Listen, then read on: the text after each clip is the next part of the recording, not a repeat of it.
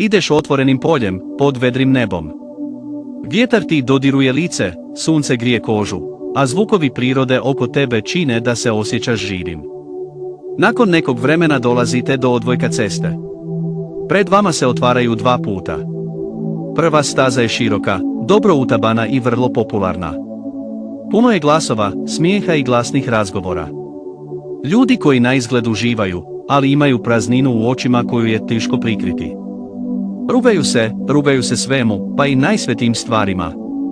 Slijede što god žele, bez smjera, bez osnove, kao da je život samo prolazna igra. Drugi način je drugačiji. Uži je, mirniji, pokriven visokim drvećem koje baca hladne sjene na tlo. Tamo je tišina koja nije teška, već smirujuća. Tišina koja donosi mir, kao da je svaki korak vodi nevidljiva, čvrsta i puna ljubavi ruka. Ovo je prizor koji nam Psalm 1 prikazuje. Poziv na razmišljanje o tome koji put biramo slijediti. Blago čovjeku koji ne ide po savjetu bezbožnika. Biblija naziva blaženim onoga tko izabere najtiši put, možda najteži, ali jedini koji vodi u pravi život. On je istinski sretan, ne zbog novca ili pljeska, već zato što u sebi nosi mir koji je neovisan o okolnostima. Ovaj čovjek ne ide prema krivom savjetu zlih, koji žive daleko od Boga. Ne zastaje na putu grešnika, odnosno ne zastaje da upije ono što ga rani savjest.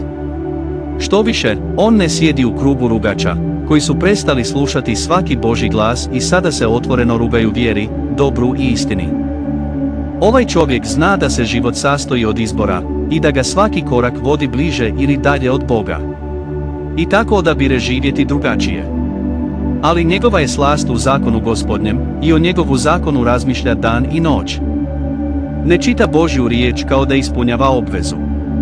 On uživa u tome, kao onaj koji je pronašao nešto dragocjeno, kao onaj koji je pronašao čisto zlato usred glina.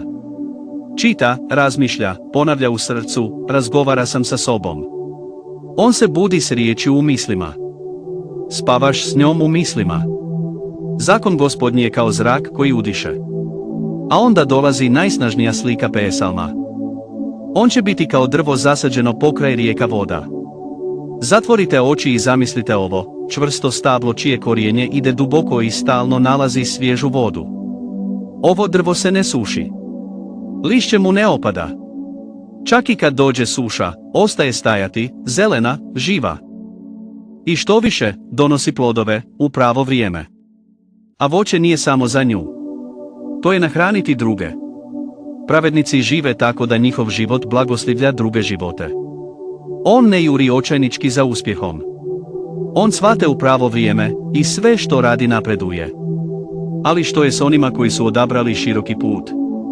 Zli nisu takvi, oni su kao pljeva koju vjetar raznosi. Pljeva je fina slama koja ostaje kada se pšenica prosijava. Ona nema težinu. Nema vrijednost.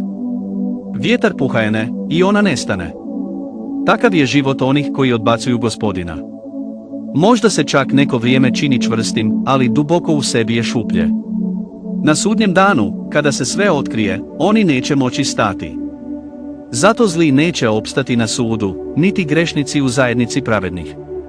Oni neće imati udjela u zajedništvu djece Božje. Jer ono što se činilo kao život zapravo je samo pojava. A onda Psalm završava najdubljom istinom. Jer Jahve zna put pravednika, a put bezbožnika propada. Bog zna put pravednika. On ne samo gleda. On prati, podupire, štiti, usmjerava. On vidi svaku suzu, svako odricanje, svaki izbor učinjen u tišini. Ali put zlih. Nema tu čvrstine. Budućnosti nema. On propada. Ruši se kao kuća sagrađena na pijesku. Psalm 1 nije samo poezija. To je ogledalo. To je pozivnica. To je upozorenje. Kojim ste putem išli? Onaj bučan, lagan koji izgleda kao zabava, ali vodi u propast. Ili put riječi, dubokog korijena, tihog mira, ploda koji hrani. Pozvani ste da budete poput drveta kraj potoka. Posađen, živ, plodan, istinski sretan.